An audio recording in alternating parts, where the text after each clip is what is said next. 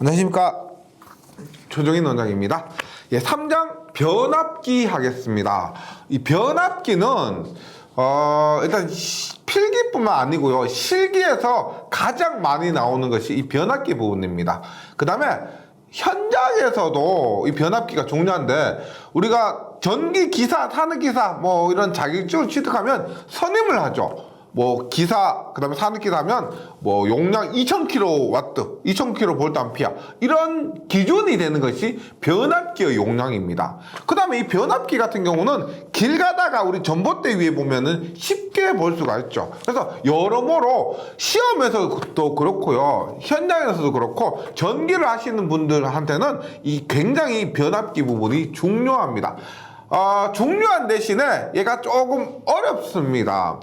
근데 우리가 변압기가 다른 기기와 가장 큰 특징은 뭐냐면 정직이란 거예요.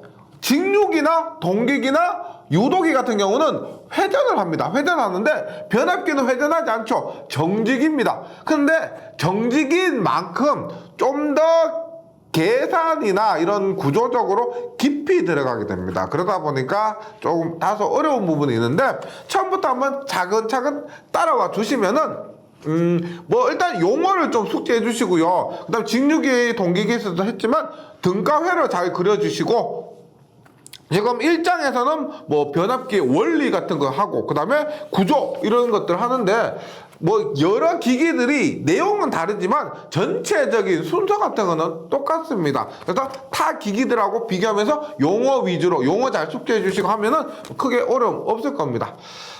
변압기 시작하겠습니다. 일단 변압기가 한국말로 변압기입니다. 예, 뭔지 아시겠죠? 전압의 크기를 변화시키는 기기입니다. 정직이고요. 변압기를 우리 영어로 뭐라고 하냐면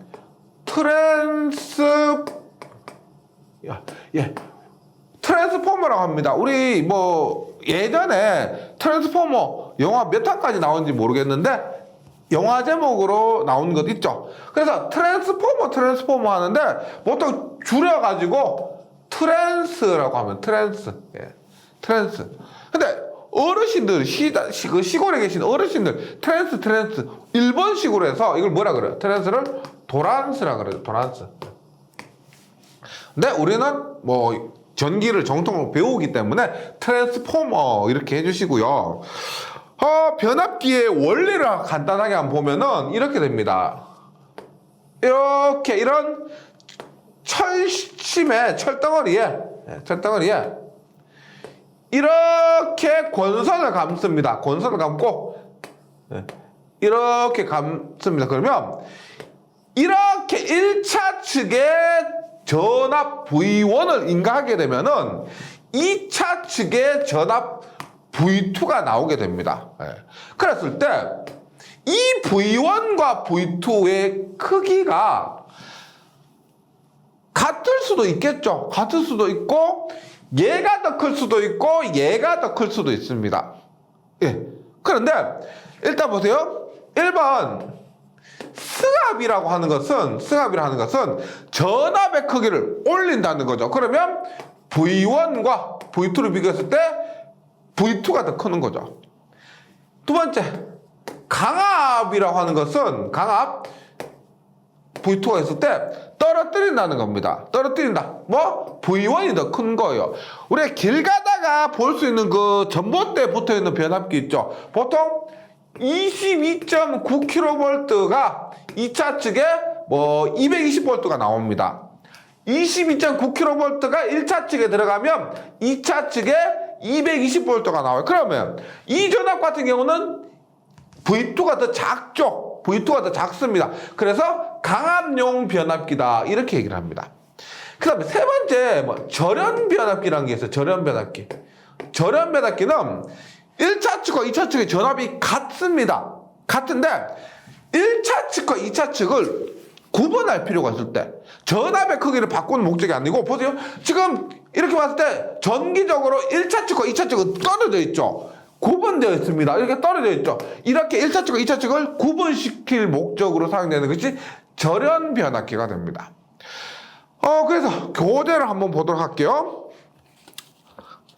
변압기의 원리를 한번 보도록 하는데, 일단 변압기는 뭐냐? 변압기는 높은 전압을 낮은 전압으로 낮추거나 낮은 전압을 높은 전압으로 높일 때 사용하는 정지기기입니다. 회전기기가 아니고 정지기기입니다.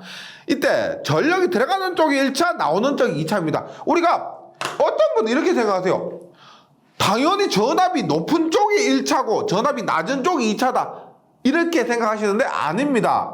만약에 이렇게 들어가는 쪽 있죠. 들어가는 쪽이 1차가 되고요. 그 다음에 나오는 쪽이 2차가 됩니다. 즉 수압용 변압기처럼 2차 측의 전압이 높을 수도 있어요. 들어가는 게 1차, 나가는 게 2차입니다. 그리고 2차에는 보통 여기에 부하가 연결돼요. 부하가. 여기에서 전력 소비기기 있죠. 전력 소비기기가 2차에 연결됩니다. 근데 이런 거 있죠. 정격이라는 게 있습니다. 정격. 우리가 발전기 같은 경우는 발전기에서 출력단 전압과 그 다음 출력단 단자 전압과 부하 전류가 흐르죠. 그래서 발전기 같은 경우는 출력 단자가 정격입니다. 그러면 변압기는 보세요. 변압기는 단자가 두 개가 있어요. 1차에도 있고 2차에도 있는데 변압기의 정격이라 하면은 아무런 언급이 없을 경우는 2차 있죠. 2차 전압 V2와 2차 전력 I2와 2차 전력 P2 있죠. 이것이 우리가 변압기의 정격입니다. 즉 변압기는 2차 측을 기준으로 합니다. 물론 무조건이 아니고 특별한 언급이 없을 경우는 변압기는 2차, 예를 들어서 1차 전력 100kW고 2차 전력이 90kW다. 피상전력을 했을 때 100kVA하고 90kVA다라고 하면 이 변압기 정격은 90kVA다. 이렇게 이해하시면 되겠습니다. 네, 그 다음에 원리는 뭐냐면 이 변압기와 4장에서 유도기를 하는데 유도기의 원리, 변압기와 유도기의 원리는 전자유도 법칙입니다. 한번 볼게요. 원리는 패러데이 렌츠의 전자유도 법칙인데 요거 봅니다. 자기 회로를 가진 한 개의 철심에 두 개의 코어를 감고 1차 측, 2차 측 두 개의 코어를 감고 한쪽 권선에 교류 전압을 가하면 철심의 교번작에 의한 자속이 흘러서 이렇게 자속이 흐릅니다. 그래서 여기에 1차 측에 전압을 넣어주면은 자속이 흘러서 2차 측에 전자 유도작용에 의해서 그 권선에 비례해서 유도기 전력이 발생하는 것을 패러데이 렌츠의 전자 유도 법칙이랍니다. 그리고 변압기의 원리가 뭐냐라고 하면은 그냥 전자 유도 법칙 이렇게 얘기하시면 되겠습니다. 그러면 변압기가 이러한 역할을 한다 해서 그치면 안 되겠죠. 이제 변압기에 대해서 꼼꼼하게 한번 보도록 합니다. 네, 첫 번째 뭐냐? 발전기의 목적은 전압의 크기를, 전압을 발생시키는 겁니다. 전동기는 토크와 회전수예요. 그러면 변압기의 목적은 뭐냐? 앞에서 말씀드렸지만 변압기의 목적은 다시 전압의 크기를 바꾸는 겁니다. 전압의 크기를 바꾸는, 우리가 절연 변압기를 제외하고요. 일반적인 변압기 같은 경우는 전압의 크기를 바꾸는 것이 목적입니다. 그럼 한번 보도록 할게요. 이렇게 다시 한번 그립니다.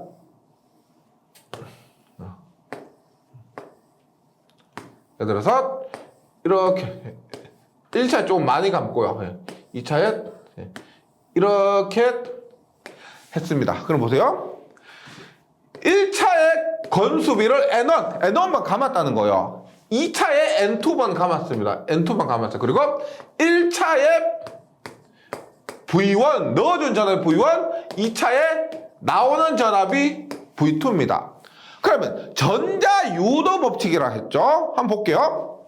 전자유도 법칙은 당연히 전기 자기학 과목에서 배우는데 기전력 E는 N dt분의 d파입니다. 이건 마이너스가 있는데 교류죠. 교류에서 마이너스, 한순간에 그 마이너스는 의미가 없고 기전력 E는 N dt분의 d파이라고 봅니다. N dt분의 d파이. 보세요. 여기에서 파이를 교류 입력 V1의 전압을 넣어주면은 V1의 전압을 넣어주면 여기에 I1의 전류가 흐를 것이고 여기에 I2가 전류가 흐를 겁니다. 그러면 V1을 넣어주면 I1과 N1이 합쳐져서 보세요. 우리가 Li는 N8이라는 공식이 있습니다. Li는 N8 혹은 파이는 N분의 Li에 의해서 L값과 전류값에 의해서 L값과 전류값에 의해서 그 다음에 권수비에 의해서 뭐? 자속이 발생됩니다. 자속이요. 그럼 뭡니다? 자속이 만약에 사인파 V1을 사인파 전압을 넣어줬다고 하면 이때 발생된 자속도 사인파예요. 파이엠의 사인의 오메가 t의 자속이 발생했다고 합니다. 네, 그럼 보세요. 지금 E는 N의 dt분의 d, 파이는 파이엠의 사인 오메가 t 하면은 네, 사인 오메가 t에서 오메가 앞으로 옵니다. 그러면 오메가 n의 파이엠의 코사인 오메가 t인데 이게 중요한 게 아니고요. 보세요. 오메가는 얼마예요? 2파이f죠. 2파이f의 n의 파이엠입니다. 요거는 우리가 순식값식인데 순식값 그냥 무시하고요. 크기만 가지고 얘기합니다. 크기만 가지고. 그러면 E는 이만큼의 전압이 발생한다는 겁니다. 요거 나머지 다 잊으셔도 돼요. 요 부분 혼동되시면은 다 잊으셔도 됩니다. 기기 시간에는 시험에 나오지 않습니다. 요것 얘기하려고 그런 거예요. 보세요.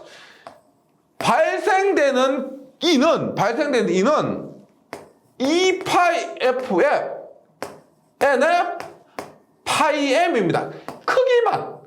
그런데 지금 여기에 지금 자속의 최대값이죠. M은 최대값입니다.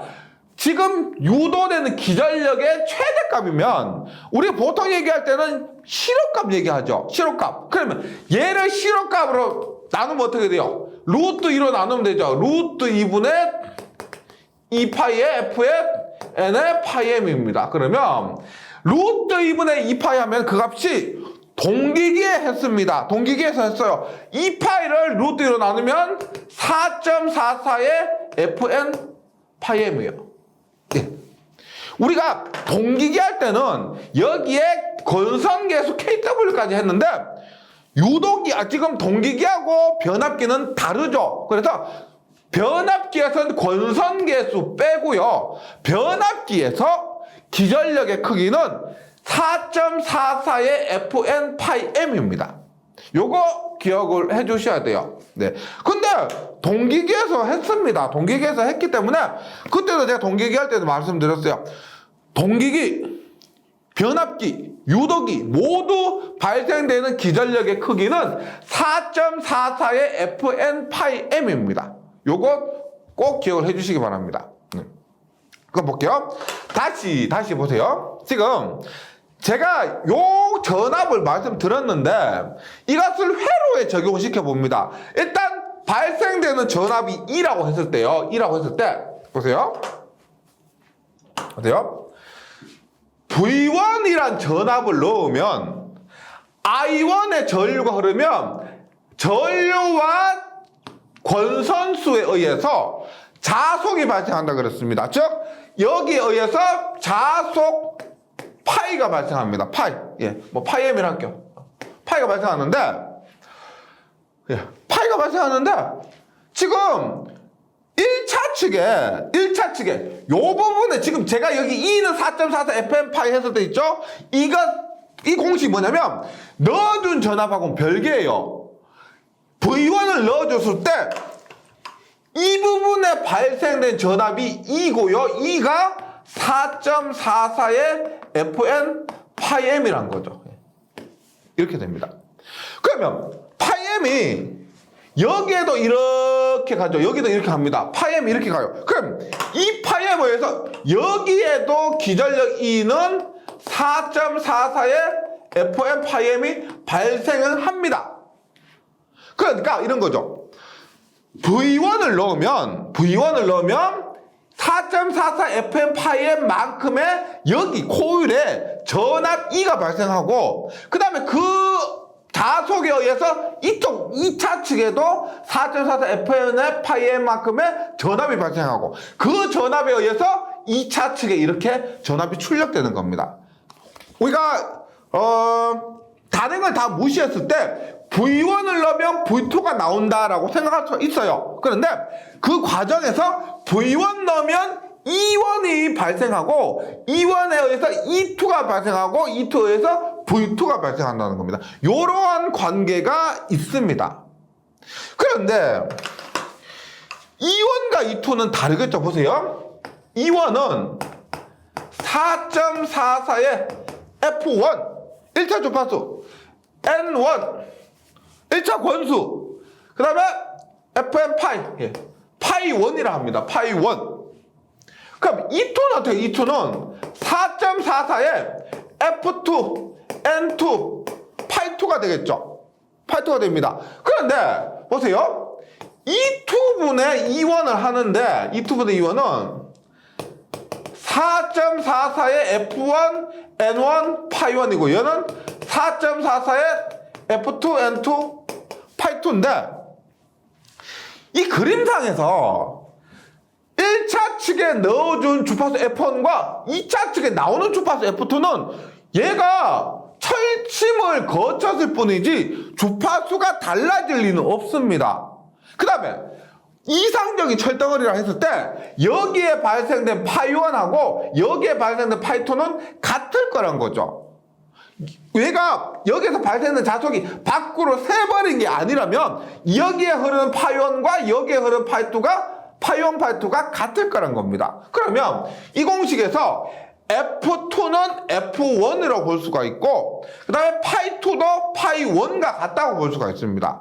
그러면 모두 약분되죠. 모두 약분되고 뭐가 남아요? 뭐가 남는다?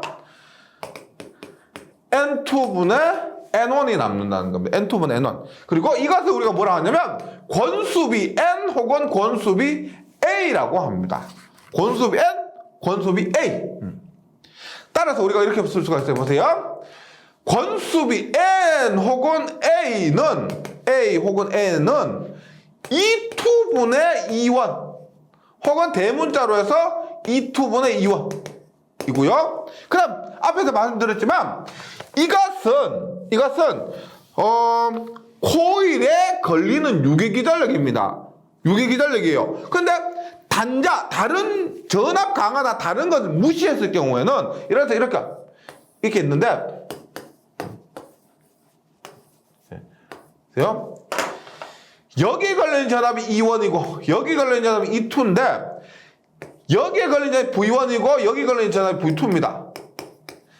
실제는 전류가 흐르고 저항이나 리액턴스가 있기 때문에 V1과 E1이 틀려요. 그 다음에 V2와 E2가 틀립니다. 하지만 그런 전압 강화 등을 무시했을 경우는 이상적인 변압기라 했을 때 그런 전압 강화가 없는 이상적인 변압기라 했을 때 어떻게? V2분의 V1으로 쓸 수가 있다는 겁니다. 변압기에서 기본 공식이요. 기본 공식. 그 다음에 이런 거 있죠. 변압기에서 보세요. 변압기 이렇게 있습니다. 이렇게 있는데 1차 측에 만약에 100kVA 들어갔다라고 하면 마찬가지로 이상적인 변압기입니다. 이상적인 변압기. 다른 요소 전압 강화 이런 것도 고려하지 않은 이상적인 변압기. 100kV 들어가면 여기는 얼마가 나올까요? 네. 권수비가 10대 1이라고 했을 때, 즉 100V 들어가면 10V 나온다고 했을 때 권수비가 10대 1이라고 했을 때 전력은 어떻게 될까? 100kV가 1000kVA 될까요? 혹은 100kVA가 10kVA 될까요? 얼마가 된다? 그대로입니다. 100kVA에. 전력은 변하지 않습니다. 전압과 전류와 임피던스 등은 변하지만은 전력은 변하지 않습니다. 전력은요. 그래서 권수비가 얼마든 간에 전력은 똑같은 똑같은 게 나와요. 그러면 이렇게 볼 수가 있습니다. 우리가 1차 측의 V1, I1이고 1차 측의 전압이 V1, 1차 측의 전류가 I1 2차 측의 전압이 V2, 2차 측의 전류가 I2면 얘가 같다는 거예요. 같아요. 그럼 어떻게 돼요? V1, I1은 V2, I2니까 어떻게? V2분의 V1은 I1분의 I2의 관계를 얻을 수가 있죠. 따라서 V2분의 V1은 뭐다? I1분의 I2의 관계가 됩니다. I1분의 I2. 요런 거. 그 다음에 임피던스 한번 저항 한번 해볼게요. 저항 보세요. 그러면 1차 측의 전력과 2차 측의 전력이 같다고 했을 때 저항과 관련해서 보세요. I1의 제곱 R1과 I2의 제곱 R2가 같다라고 합니다. 같다고 해요. 그러면 얘를 넘기면 어떻게 돼 보세요. I1분의 I2 전체 제곱은 R2분의 R1이죠. R2분의 R1입니다. 그러면 이렇게 되니까 I1분의 I2는 얼마예요? I1분의 I2는 제곱이 되니까 얼마? I1분의 I2는 루트의 R2분의 R1입니다. 루트의 R2분의 R1. 따라서 어떻게? 임피던스도 마찬가지예요. 얼마? Z2분의 Z1 R2분의 R1 L2분의 L1 리액턴스는 L2분의 L1입니다. 그래서 이게 우리가 변압기의 기본 공식입니다. 꼭 좀 숙지해 주시기 바랍니다. 네. 권수비 A는 돼요? E2분의 E1이라는 것은 유기기전력입니다. 4.44 FM파예요. 예. 그리고 V2분의 V1은 1차에 들어가는 전압과 1차에 나가는 전압입니다. 들어가는 전압, 나가는 전압. 네. 그리고 I1분의 I2, 1차에 흐른 전류, 2차에 흐른 전류. 그 다음에 임피던스와 저항과 리액턴스도 마찬가지예요. X2, X1도 마찬가지입니다. 루트를 씌워요. 그래서 얘가 외우기가 쉬운 게 다 투원이에요. 투원. 네, 투원이고, 예. 투원이고, 전류만 원투입니다. 전류만 원투예요. 네. 이유는 말씀드렸죠? 전압 전류 관계 때문에. 그래서 요 공식이 변압기에서 기본 공식이기 때문에 우리 교재에 있는 요 공식들 있죠? 굳이 이 과정을 묻지가 않습니다. 제가 앞에서 뭐 X표 쳤잖아요. X표 쳤으면 이게 왜 이렇게 되느냐 질문하시는 분이 많아서 이렇게 설명을 드린 것이고 실제로는 이 부분은 의미가 없습니다. 그리고 여기 제가 노란 표시한 것 있죠. 이 부분하고요. 그 다음에 기전력의 공식, 동기기하고 동일하게 4.44 FM8 이 공식 외워주시면 되겠습니다. 네, 이 부분이 중요한 거고요. 예, 변압기에서 말씀드렸지만은 이 변압기 부분은요. 필기 당연히 중요하죠. 실기에서 가장 많이 나오는 부분 중에 하나가 이 변압기 관련 부분입니다. 여기서 꼼꼼하게 공부해 주시면은 실기에서 굉장히 도움 많이 되실 거예요. 계속해서 이번 변압기의 구조 봅니다. 변압기의 구조에서 유입 변압기입니다. 유입 변압기 보세요. 우리가 직류기하고 동기기를 했습니다. 직류기하고 동기기는 회전기기예요. 따라서 구조라고 하면은 뭐 있었다? 직류기 같은 경우는 정전계, 정류자, 전기자, 계자. 그 다음에 뭐 브러쉬. 동기기 같은 경우는 뭐 회전 계자형에 의해서 계자와 전기자, 그 다음에 여자기 이런 것이었습니다. 근데 변압기는 정지하는 기기입니다. 회전하지 않기 때문에 다른 기기들과는 구조도 굉장히 다릅니다. 굉장히 달라요. 그럼 보세요. 변압기 앞에서 했지만 일반적으로 어떻게 되냐면 보세요. 변압기가 이러한 통에 들어있습니다. 실제가 우리가 이렇게 변압기가 공기 중에 노출되어 있으면 감전의 위험성이나 혹은 기기 자체 안전성이 굉장히 떨어지기 때문에 이러한 통 안에 들어있습니다. 그래서 통 안에 이런 변압기가 이게 조금 전에 제가 그렸던 그 철심과 권선 부분입니다. 그런데 우리가 길 가다가 전봇대, 전주 위에 있는 변압기 생각해 보세요. 우리가 여름에 변압기 터졌다 이런 말 많이 들어보셨죠? 터졌습니다. 왜냐면 땡볕에 예를 들어서 여름에 뭐 대구 같은 지방에 40도가 됐어요. 40도가 됐는데 여기 전기를 공급하고 있으니까 변압기 자체가 굉장히 뜨거워질 거죠. 자체가 뜨겁습니다. 그러니까 안 그래도 여름에 날씨가 더운데 여기에 전기까지 공급하고 여기에 철선에 의해서 열이 발생하다 보니까 터진다는 겁니다. 그래서 일반적으로 여기에 어떻게? 기름이죠, 기름. 기름을 넣어 놓는 겁니다. 그래서 기름을 넣어서 이 기름이 변압기 자체를 냉각시켜주고, 그 다음에 절연을 시켜줍니다. 1차, 2차가 같은 기름 속에 들어가 있으면, 만약 물 속에 들어가 있으면 쇼트 나서 사고 발생할 수 있죠. 절연을 시켜주는 겁니다. 그런 목적으로 사용되는 것이 유입식 변압기가 돼요. 유입식 변압기. 그런데 우리가 보통 변압기를 하면 절연이나 냉각에 의해서 유입식 변압기가 있고요. 기름을 넣는 것이 있고, 그 다음에 건식 변압기가 있습니다. 건식은 기름을 넣은 걸 제외한 나머지를 얘기해요. 공기 중에 내버려 둔 것이나 혹은 몰드 변압기나 뭐 아몰폴스 변압기 이런 것들을 얘기합니다. 즉 기름을 넣어서 절연이나 냉각을 시켜주는 것이 있고, 그 다음에 건식은 기름을 넣지 않고 몰드 같은 경우는 합성 수지 있죠. 뭐 플라스틱 같은 그런 합성 수지를 이용해서 절연과 냉각을 한 거예요. 근데 우리 보통 시험에서나 교재에서는 유입식 변압기 위주로 공부를 많이 합니다.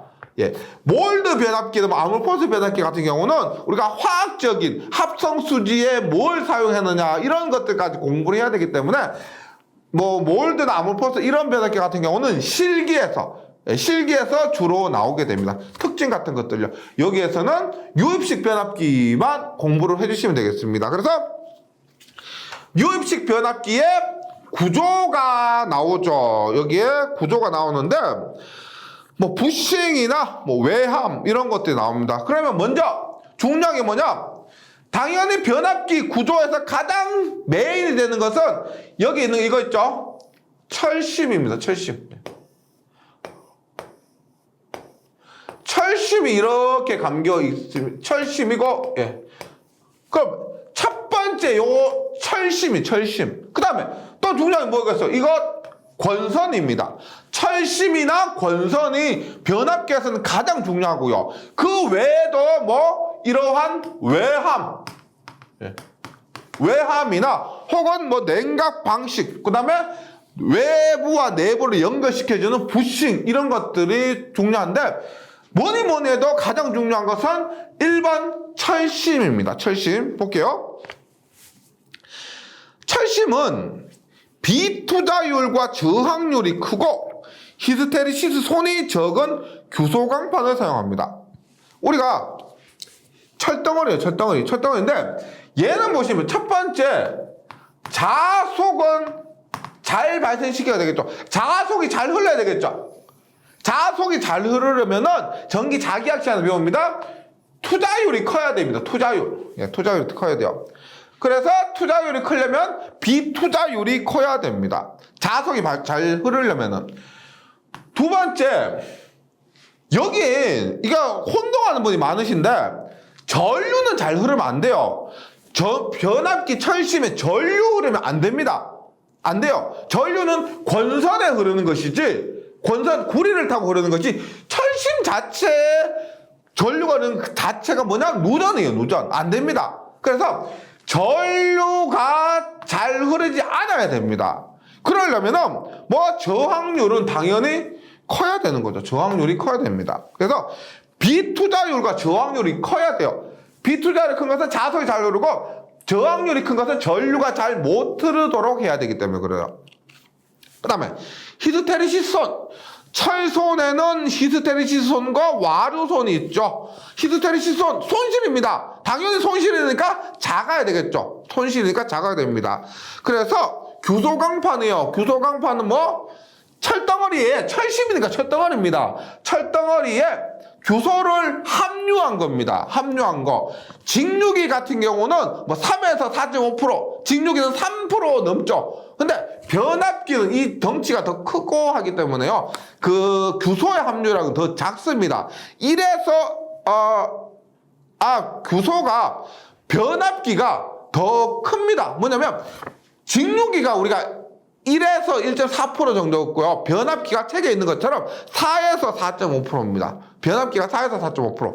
예, 직류기하고 잠시 착각했는데 직류기가 1에서 1.4% 정도고요. 네, 변압기가 덩치가 더 크니까 함유량도 더 큽니다. 영양이 더 많아요. 네, 그래서 규소 함유량도 시험에 나올 수 있어요. 4에서 4.5% 정도고 두께는 얘가 성층에서 사용합니다. 이렇게 철덩어리를 위에서 봤을 때 한 덩어리를 쓰는 것이 아니고 이렇게 작은 덩어리를 붙여서 사용하게 됩니다. 이것을 우리가 성층이라 그래요. 두께 하나당 두께가 약 0.35mm입니다. 이것은 다른 기기들과 동일합니다. 동일하게 0.35mm 정도고 성층하는 이유는 와류손을 감소시킵니다. 그 다음에 규소강판을 사용하는 이유는 히스테리시스손을 감소시킵니다. 주 목적이 그래요. 주 목적이. 그럼 철심의 형태에 따른 변압기 종류인데 종류만 좀 기억해 주시면 됩니다. 내철형, 철심이 안에 있는 거, 외철형, 철심이 밖에 있는 거, 권철심이요, 철심을 권선처럼 된 거. 예, 그래서 철심의 형태에 따른 변압기 종류 세 가지, 내철형, 외철형, 권철심형. 요거 외워주시기 바라고요. 권선입니다. 두 번째 권선은 철심 다음에 중요한 것이 권선이죠. 1차, 2차에 감기에는 권선인데 이것도 앞에 기기들 직류기, 동기기와 동일합니다. 뭐 우리가 권선의 종류는 두 가지가 있습니다. 둥근 동선, 크게 봤을 때 둥근 동선과 평각 동선이 있어요. 전류가 작은 거, 용량이 작은 것에는 둥근 동선, 그 다음에 용량이 큰 곳에서는 우리가 평각 동선을 사용합니다. 그래서 소전류용으로는 주로 둥근 동선을 사용하는데 이거 앞에서도 똑같이 했었습니다. 네. 그 다음에 권선에 직권과 형권, 종류가 직권과 형권인데 뭐 시험에 잘 나오진 않는데 직권은 철심 위에 피복된 권선을 감는 것, 직권 위에 철심 위에 피복되어 있는 권선을 감는 것이고, 형권은 절연통 위에 감은 코일이에요. 절연통 위에 코일을 감고 거기에 절연을 처리하는 겁니다. 그러고 나서 조립하는 거. 직권은 철심 위에 피복된 권선을 직접 감는 거, 이런 거예요. 종류 직권과 형권이 있다. 이 정도만 기억해 주시고, 부싱은 뭐냐면 우리가 변압기가 이렇게 있을 때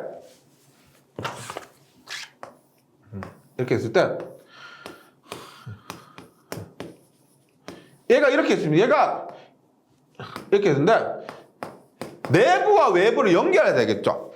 내부와 외부를 그냥 선으로 따는 것이 아니고 내부와 외부를 연결하는 이 부분을 부싱이라고 합니다. 내부와 외부 연결하는, 즉 전기기기의 구출선을 외함에서 끌어내는 절연 단자를 우리가 부싱이라고 하고요. 부싱에서도 종류 정도만, 단일형 컴파운드 유입 콘덴서, 예, 단일형 컴파운드 유입 콘덴서, 이러한 종류의 부싱이 있다 정도만 기억을 해주시고요.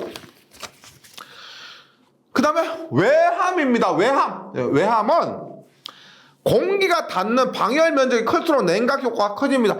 말씀드렸죠. 땡볕에 40도의 온도에서, 우리가 40도 온도가 중요한 게 아니고 40도의 온도인데 여름에 더울수록 에어컨을 많이 틀죠. 그래서 변압기에서 전력을 공급해야 될 용량도 커집니다. 그러면 용량이 크니까 변압기에 열이 더 많이 발생하는 겁니다.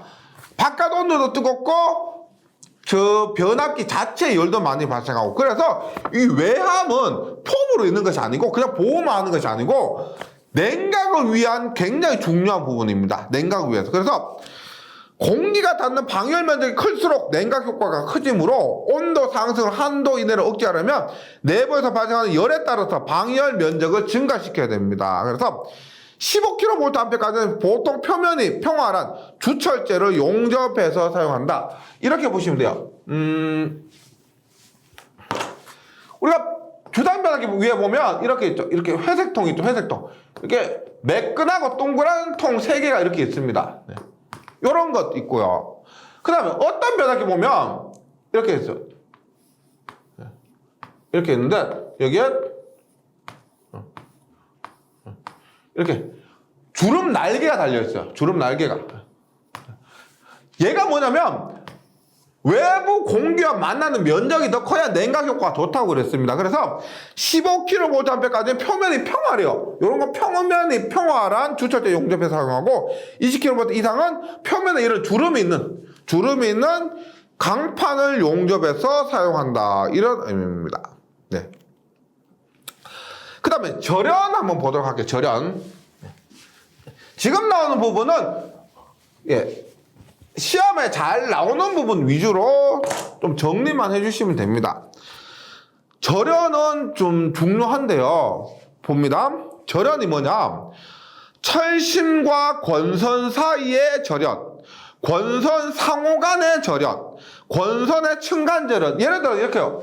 우리가 철심 이렇게 있어요. 철심 이렇게 있는데 구리선을 감습니다. 감는데 철심 위에다 바로 감는 게 아니고요. 철심 위에다 바로 감으면 우리가 철심의 권선에 바로 감으면 권선에 흐르는 전류가 철심에 누전돼 버리죠. 그래서 어떻게 하냐면 철심에 이렇게 절연을 하고요. 그 위에다가 이렇게 권선을 감습니다. 그래서 철심과 권선 간의 절연. 그 다음에 권선 같은 경우도 우리가 이렇게 1차 이렇게 감겨 있는 데다가 이렇게 한번 절연을 하고 2차로 이렇게 절연을 다시 합니다. 그래서 1층, 2층으로 할 경우는 권선과 권선 간의 절연도 하는 거죠. 이런 것들 절연인데 절연물로는 면사, 면포, 종이, 프레스보드 등의 섬유 재료를 사용합니다. 섬유 재료를 사용하는데 지금 이런 거 이제 요 부분은 우리가 절연물인데 여기에 종이를 사용할 수가 있고 혹은 천을 사용할 수도 있고 혹은 좀 더 높아야 될 경우는 절연 정도를 높여야 될 경우는 여기에 합성 수지물 등을 사용할 수가 있습니다. 그래서 절연물의 종류를 외워주셔야 되는데 최고 사용 온도에 따라서 이 변압기가 최고로 높았을 때 사용하는 온도에 따라서 YA, BF, H 시종이 있어요. 요거 필기에서도 종종 출제되고 실기에서도 종종 출제가 됩니다. 실기에서도요. 온도요. Y종은 90도, A종은 105도입니다.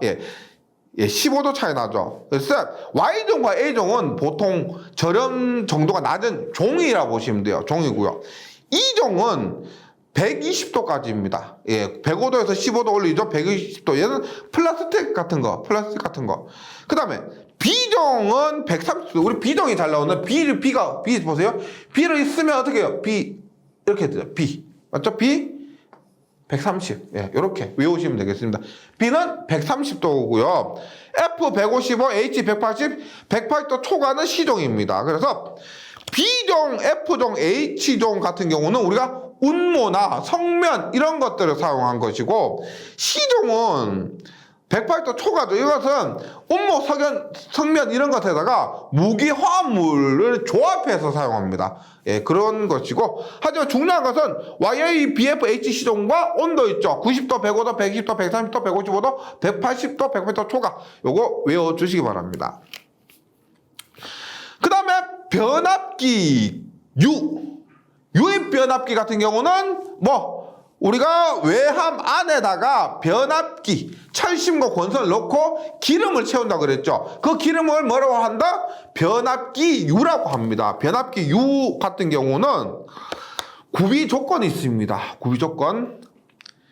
1번 절연 내력이 클 것. 절연 내력은 절연에 견디는 힘, 즉 높은 전압을 가하더라도 절연이 파괴되지 않을 것, 즉 전류가 흐르지 말 것입니다. 그래서 절연 내력이 변압기 유호의 경우는 1mm당 12kV예요. 1mm당 12kV. 공기가 얼마냐면 전력공학 시간에 배웠는데 공기 같은 경우는 1cm당 30kV입니다. 30kV. 즉 우리가 뭐 교류 같은 건 21kV인데 1cm 두고요. 30kV를 가했습니다. 가했을 때 전기가 통하지 않을 것, 전류가 통하지 않을 것, 이런 것도 우리가 절연 내력이라는데 변압기 U는 더 크죠. 1mm당 12kV 이상입니다. 그 다음에 비열이 커서 냉각 효과가 크고, 냉각 효과가 큰 것이 변압기 U 사용 목적이 냉각과 절연이니까요. 절연 내력이 크고 냉각 효과가 큰 것입니다. 그리고 열 전도율이 클 것. 인하점, 불타는 온도요. 불타는 온도가 당연히 높은 곳에서, 높은 점에서 불타는 게 낫죠. 그래서 130도 이상입니다. 인하점이 높아야 되고, 응고점, 어는 온도입니다. 오는 온도, 영하 30도에서 온다, 영하 50도에서 온다. 이론적으로 당연히 영하 50도에서 어는 게 낫겠죠. 그래서 응고점도 낮을 것입니다. 네. 인하점 높고 응고점 낮고. 그럼 절연제롬이 금속에 접촉하여도 화학작용을 일으키지 않을 것, 당연하죠. 고온에서 석출물이 생기거나 산화하지 않을 것, 당연한 거고요. 점도는 우리가 끈적이는 것을 얘기합니다. 끈적끈적 하는 거 있죠. 예, 뭐 우리가 뭐 본드나 뭐 물력 같은 끈적끈적 하는 그런 점도가 낮을 것, 낮을 것입니다. 그 다음 변압기 U가 나왔기 때문에 변압기 U에 열화가 됩니다. 열화는 뭐냐면 얘도 중요한데, 보세요. 예를 들어서 변압기 U의 열화는 이런 겁니다. 예를 들어서 우리가 이렇게 일단 부하가 증가했다는, 부하가 증가해요. 변압기에서 이렇게요. 이렇게 하고 해서 변압기 2차 측에 부하를 연결합니다. 즉 에어컨을 한 대 연결했다가 2대 연결했다, 3대 연결했다 합니다. 그러면 이 부하가 증가하면은 당연히 전류가 증가하게 되죠. 전류가 증가합니다. 여기는 전류 증가해요. 그러면 전류가 증가하게 되면은 열이 발생합니다. 열이 발생해요. 그러면 열이 발생하면은 변압기가 자체가 여기에 기름이 이렇게 있는데 얘가 열이 발생하게 되면은 이 변압기 U에